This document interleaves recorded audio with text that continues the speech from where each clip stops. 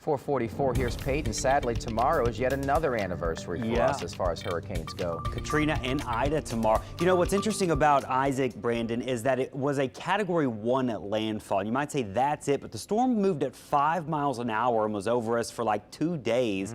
That's why flooding was so bad. Our storm surge got up to nearly 17 feet in parts of Plaquemines Parish. So the category doesn't always tell you all the impacts. Luckily, we don't have any tropical threats this morning. We are waking up with mostly quiet weather inland. If you're getting out the door, we do have some rain out in the Gulf. I've got a chance of rainfall for today at 40% and highs in the low 90s. So our rain chances, that's going to be our bigger story through the rest of the week. We are getting into a stormier pattern. You can see all those showers and storms firing up this morning out in the Gulf of Mexico, right off the coastal areas of St. Bernard and Plaquemines, also just near the Mississippi Sound and the Barrier Islands. We've also got a couple showers down here in lower Terrebonne. You can see they aren't moving very quickly, but you may see a couple of these in your coastal areas this morning.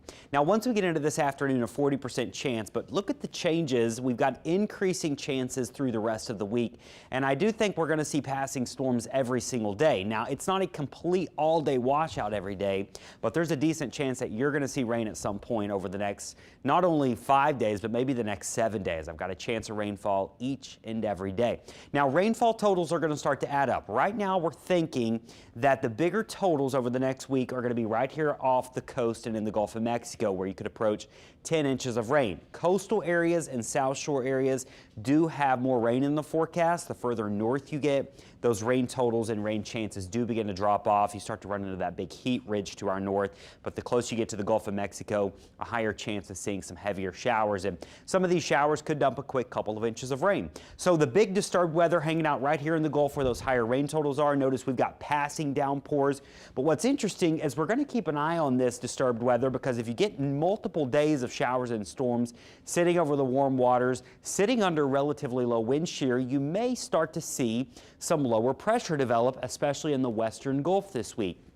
Now, right now, the Hurricane Center is not highlighting this, but I do see a chance of maybe some low pressure. It would be weak if something formed, but some lower pressure right here off the Texas coast, and that would just keep our weather disturbed as we head throughout the week into the weekend and even into early next week. The tropical moisture is not in a hurry to get out of here.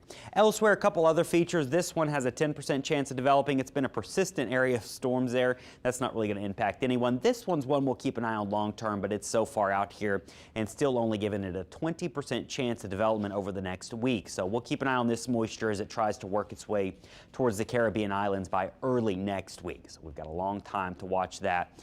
And as we do in hurricane season, we just watch a lot of things and we act if we need to. So for now, we're keeping an eye on our disturbed weather in the Gulf of Mexico. Once again, we don't expect significant development, but some weak low pressure could form with this.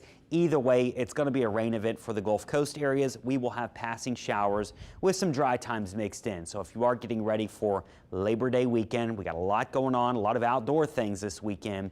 There's probably going to be some rain around. I do see a decent shot, especially on Saturday.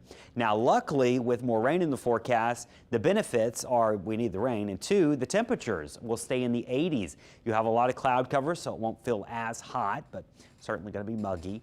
And so just keep that in mind for any outdoor plans. You may have to have an indoor plan just in case if you have to run back and forth. And then as we head into next week, looks like we'll still have a chance for some rain and temperatures right where they should be as we head into September in the upper 80s.